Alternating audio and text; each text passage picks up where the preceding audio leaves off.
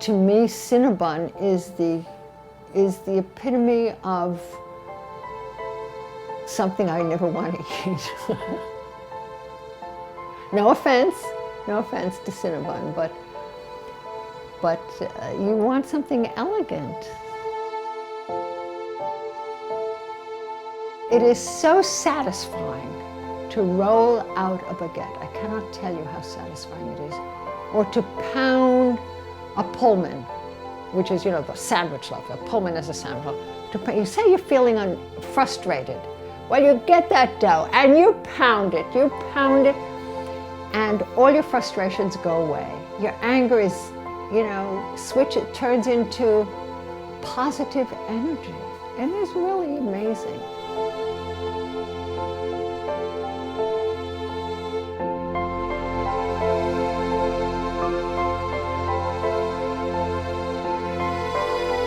Hi, my name is Judith Norell. I am the founder and owner of Silver Moon Bakery. We are a small retail bakery producing artisan breads and delicious cakes, and we're located on the Upper West Side of Manhattan. Well, breads are very tactile. If you've ever baked, you know that to bake a cake or a cookie is very nice, but it's instant gratification without using your hands much. You put something into a bowl, you put something into a cake pan, or you put something on a baking sheet.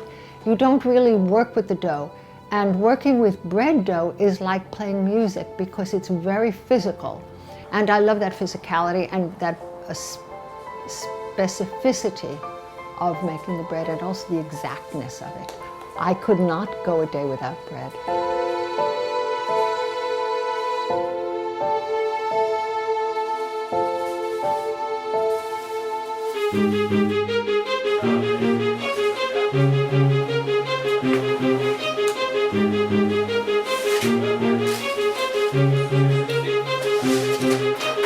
For me, part of it is doing something benign that is good for the world.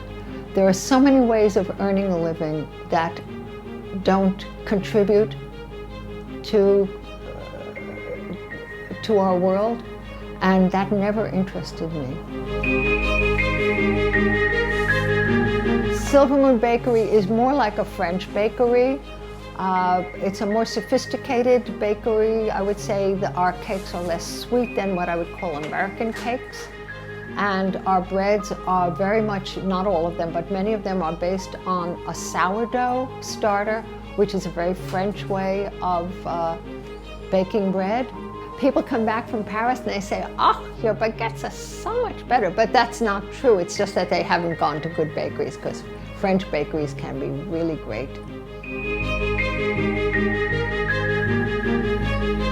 Shapes are will make a bread taste different. For example, we use the same sourdough for our boule, the round loaf, for our baguettes, and for our rolls. And each bread will taste different because the ratio of crust to crumb affects how the dough tastes. Silver Moon's baguettes take longer to make than most baguettes. And the longer you take to make a bread, the more flavorful it will be. Because the quality of the flour will come out and it will become more complex as it proofs, as it ferments. So the longer you make a baguette, the longer it takes for a baguette to be ready to be baked. I will use a non-baking term, the juicier it will be inside.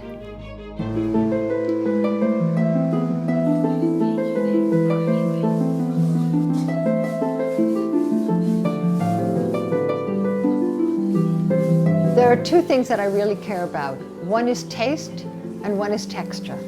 And the taste, for me, every bread has its own flavor. And so I use the wild yeast that are up in the air, and they create my starter. And I love a starter, depending on how long you feed it, it will be more sour or less sour. I love a starter that is slightly sour, but not very sour. And then the texture.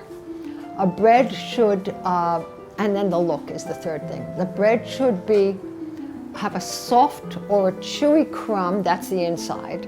I mean, a baguette, you want a very light and fluffy crumb with nice holes. With a sourdough, the holes will be slightly smaller. But I love chewy crusts. I love a real crust, not a soft crust. And so it should be shiny, or if it has flour on it, it should still look bright and not depressed. I'm not quite sure how to put it that way.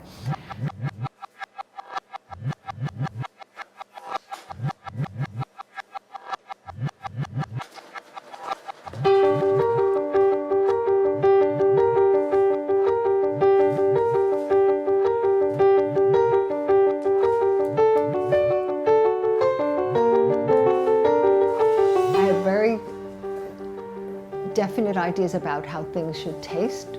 I don't mean exactly how they should taste, but how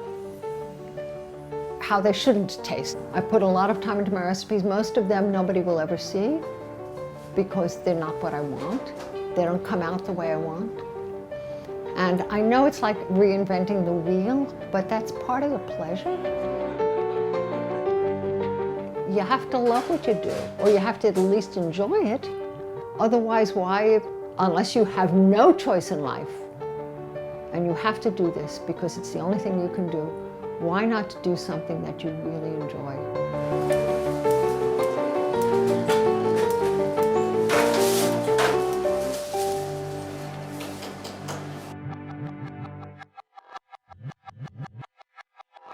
I made the bread for Seinfeld's farewell party at CBS, which said Seinfeld, Seinfeld, Seinfeld, and it had stars on it. And the most crushing thing was that nobody ate it.